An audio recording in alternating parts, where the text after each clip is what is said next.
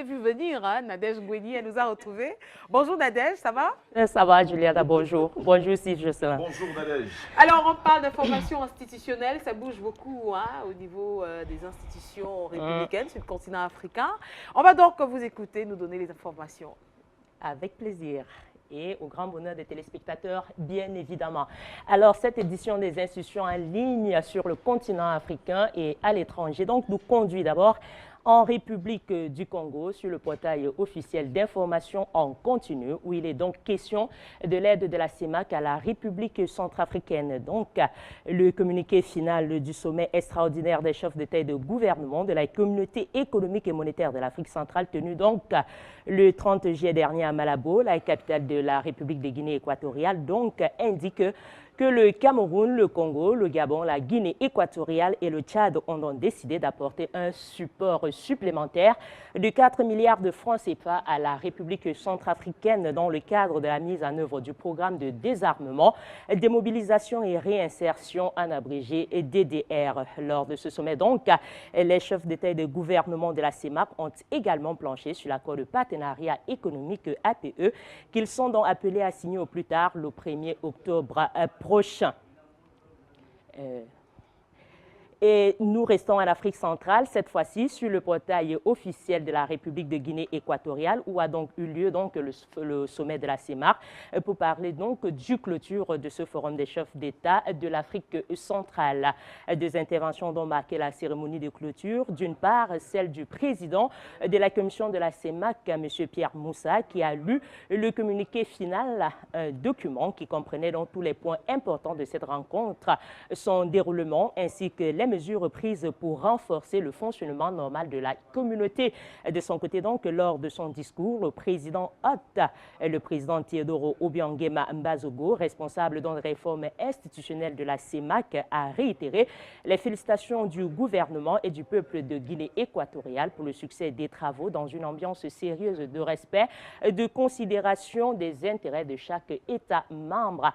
Toujours en Afrique centrale, sur le portail officiel donc, de la présidence de la République tchadienne. Il est question de la journée panafricaine de la femme à l'occasion donc de la célébration de cette journée méconnue et pourtant donc célébrée depuis plus de 50 ans sur le continent du Toumaï suite au premier congrès de l'Organisation panafricaine des femmes qui s'est tenu à Dakar au Sénégal le 31 juillet 1974. La première dame du Tchad, Madame Inda Déby Itno, a donc prononcé un discours fort à lire intégralement en parcourant le portail officiel de la présidence de la République du Tchad. Nous restons en Afrique centrale, cette fois dans la région des Grands Lacs, sur le portail officiel donc de la présidence de la République démocratique du Congo, où il est tout d'abord question du processus électoral. La Commission électorale nationale indépendante CENI a donc déployé en milieu de semaine dernière 500 kits d'enrôlement en tous les matériels dans la province du Nord Ubangi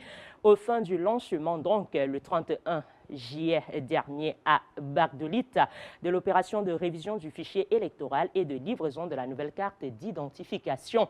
La MONUSCO, donc par la bouche de son représentant, M. Mamadou Diallo, a donc souligné aussi après la réunion d'évaluation avec les partenaires tenue le même jour au siège de la centrale électorale que l'ONU, l'Organisation des Nations Unies, donc fournira à la CENI un autre avion gros porteur et la Commission électorale nationale indépendante pour sa part a réceptionné du gouvernement donc vendredi dernier devant son siège à la Gambie 50 camions de fabrication russe de marque Kamaz et 10 Jeep Land Cruiser 4x4 tout terrain pour les activités d'enrôlement au fichier électoral. Et nous sortons de la République démocratique du Congo par le dialogue inclusif. En effet, donc, la conférence épiscopale nationale du Congo, en abrégé SENCO, donc, a suivi avec intérêt et satisfaction l'annonce de la convocation du comité préparatoire du dialogue national inclusif par Edem Kodjo, donc, le facilitateur de ce forum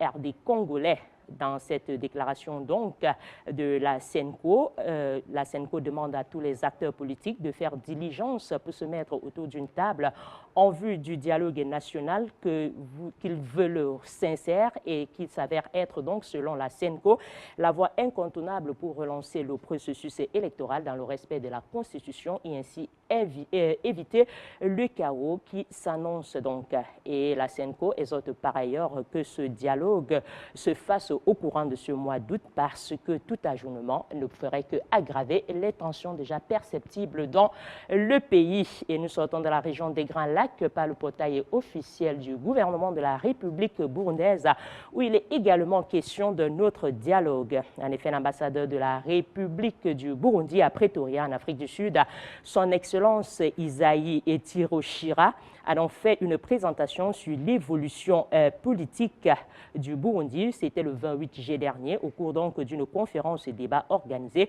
par l'organisation SALO, entendez The Southern Africa Liaison Office, en collaboration avec le ministère sud-africain des Relations internationales et de la coopération, l'ADERCO. Nous sortons de la République du Burundi, donc par des activités présidentielles. Il s'agit donc du président Pierre Nkurunziza qui a effectué une descente sur le terrain vendredi dernier dans les communes Bugendana et Mutao, situées dans le nord de la province Gitega, au centre du Burundi, où il a donc pris part aux travaux de développement communautaire et a inauguré des œuvres de développement communautaire dans cette commune, donc après avoir souhaité l'unité, le travail et le progrès au peuple burundais en général et aux populations de la province de Gitega et de Bugendana en particulier. Le président Nkurunziza s'est donc joint à la population dans les travaux de construction de l'école technique en étage située donc sur la colline Mouéry, au chef-lieu de cette commune. Nous mettons le cap à présent en Afrique de l'Ouest, tout d'abord sur le portail officiel donc du gouvernement de Guinée-Conakry pour parler de la Journée internationale de la jeunesse. En prélude donc à la célébration de la Journée internationale de la jeunesse prévue le 12 août de chaque année, donc s'est tenue le 29 juillet dernier une réunion d'échange entre les différents acteurs dans la salle de conférence du ministère de la Jeunesse. Et en République du Togo, c'est toujours en Afrique de l'Ouest, il est tout d'abord question de la relation de bon voisinage entre le Togo et la République du Bénin. Le président Faure Gnassingbé a ainsi adressé lundi un message de félicitations à son homologue du Bénin, le président Patrice Talon. C'était à l'occasion donc de la célébration du 56e anniversaire de la fête d'indépendance du Bénin, ancien Dahomey. Le chef de l'État togolais donc se félicite de la franche amitié entre les peuples béninois et togolais, soulignant que le Togo et le Bénin partagent une frontière longue de 644 km, dont 100 km de section fluviale. Et nous sortons de la République togolaise par la diplomatie, où il est une fois de plus question du chef de l'État togolais, son Excellence Faure Gnassingbé, qui a donc adressé dimanche dernier un message de félicitations à son homologue cubain Raúl Castro à l'occasion donc du 10e anniversaire de son accession au pouvoir le 31 juillet 2006. Rappelons-le, Fidel Castro cédait le pouvoir pour des raisons de santé à son frère cadet Raúl Castro, ancien numéro 2 du régime et ministre de la Défense depuis 1959, officiellement désigné président en 2008. Il a donc annoncé qu'il le passerait la main en 2018 après avoir imposé la limite de 2 mandats consécutifs. Miguel Diaz-Canel, numéro 2 du régime né en 1960, est donc appelé d'ici 2 ans à succéder au frère Castro au sommet de l'État cubain. Cap à présent dans l'océan Indien, sur le portail officiel de la présidence de la République malgache, où il est question donc des 10e Jeux de la CJSOA. Les 10e Jeux de la CJSOA, entendez, la Commission de la jeunesse et des sports de l'océan Indien ont été ouverts officiellement à Antananarivo, la capitale malgache, le 30 juillet dernier et se dérouleront jusqu'au 5 août prochain. Ces Jeux qui se tiennent donc pour la seconde fois à Madagascar rassemblent 800 jeunes, dont une majorité d'athlètes venus des Comores, des Seychelles, de Maurice, de la Réunion, de Mayotte et de Madagascar. L'ouverture de ce grand rassemblement de la jeunesse de l'océan Indien au Palais des Sports et des Cultures d'Antananarivo fut donc l'occasion d'un spectacle haut en couleur sous le signe de la fraternité et de la fierté. Ces valeurs ont donc été mises en exergue par le chef de l'État malgache, maître de cérémonie, le président Eri Rajao Narimampianina. En Afrique du Nord, c'est tout d'abord sur le portail officiel du Royaume du Maroc que nous nous rendons pour parler encore de la fête du trône. Sa Majesté le roi Mohamed VI, donc accompagné du prince héritier, son Altesse royale Moulay El Hassan, de son Altesse royale le prince Moulay Rachid et de son Altesse le prince Moulay Ismaïl, a donc présidé dimanche après-midi à la place du Méchoir du palais royal de Tétouan la cérémonie d'allégeance en commémoration du 17e anniversaire de la cession du souverain chérifiant au trône de ses glorieux ancêtres. Toujours en Afrique du Nord, sur le portail officiel de la présidence de la République tunisienne, cette fois-ci, il est surtout question des équilibres financiers des caisses sociales. Le chef du gouvernement tunisien, Habib Essib, a donc présidé le 28 juillet dernier à Dar Defa, à Carthage, un conseil ministériel restreint et consacré à l'examen des équilibres financiers des caisses sociales. Le conseil s'est penché donc sur la situation critique des caisses sociales qui remonte à des années avant la Révolution et à examiner les causes de l'endettement de l'État et du secteur privé. Au-delà du continent africain, nous nous rendons à présent sur le vieux continent en Europe. Tout d'abord, sur le portail officiel du Grand-Duché du Luxembourg pour parler de la réforme de la police. En date du 29 juillet dernier, le Conseil de gouvernement luxembourgeois a approuvé les projets de loi réformant la police grand-ducale, le statut disciplinaire du personnel du cadre policier de la police grand-ducale et l'inspection générale de la police, y compris les projets de règlement grand-ducaux irrelatifs. Ne tombant donc pas sous le champ d'une loi ou d'une réglementation, il est prévu que la réorganisation des commissariat du Grand-Duché et de proximité donc débute déjà en novembre 2016. Sur le portail officiel de la Principauté de Monaco, c'est toujours en Europe, il est question de la coopération bilatérale. La Principauté de Monaco et la République démocratique socialiste du Sri Lanka ont donc établi leurs relations diplomatiques le 26 juillet dernier lors d'une cérémonie qui s'est tenue dans les salons de la mission permanente sri-lankaise. Au cours de cette cérémonie, donc, Son Excellence Madame Isabelle Picot, ambassadeur représentant permanent de Monaco auprès des Nations Unies, et Son Excellence Dr Amrit Juan Pereira, ambassadeur représentant permanent du Sri Lanka auprès des Nations Unies, ont donc évoqué les liens déjà existants entre les missions permanentes ainsi que les nombreuses convergences de vues des deux pays au sein des Nations Unies. À noter donc que le Sri Lanka est le 131e pays à établir des relations diplomatiques avec la principauté monégasque. Nous sortons du continent européen par le gouvernement belge dans la République de Belgique, où il est question d'égalisation des pensions minimum pour indépendants et salariés. Depuis le 1er août 2016, donc, les pensions minimum des travailleurs indépendants et salariés sont égalisées et la pension minimum automénage est donc de 1460,45 €. Pour un isolé, elle s'élève à 1168,73 €. Enfin, la pension de survie est de 1150,35 € et ces montants valant donc aussi bien pour les indépendants que pour les salariés. Avec les indexations, les adaptations au bien-être et l'égalisation progressive, les pensions minimum des indépendants ont donc augmenté 4 fois en une seule année. Et nous bouclons ce tour d'horizon des institutions en ligne africaine et occidentale par la République du Canada, où il est question de la tournée royale 2016 du duc et de la duchesse de Cambridge. Le duc et la duchesse de Cambridge se rendront donc au Canada à l'automne 2016 et visiteront la Colombie-Britannique et le Yukon.